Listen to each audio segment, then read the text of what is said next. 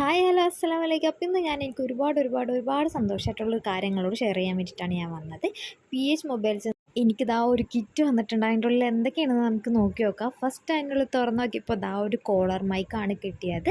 ഞാൻ ആ കിട്ടിയ പൊലുവിൽ ഇങ്ങനെ പൊട്ടിച്ച് നോക്കാണ്ട് ഉള്ളിലൊരു കോളർ മൈക്ക് ഉണ്ട്, ഒരു ചാർജർ ഉണ്ട്, ഒരു അഡാപ്റ്റർ ഉണ്ട്, പിന്നെ ഐഫോണിന് കുത്തുന്ന വേറൊരു അഡാപ്റ്റർ ഉണ്ട്. അങ്ങനെ ഒരു ബോക്സാണ് അതിൽ വന്നിരിക്കുന്നത്.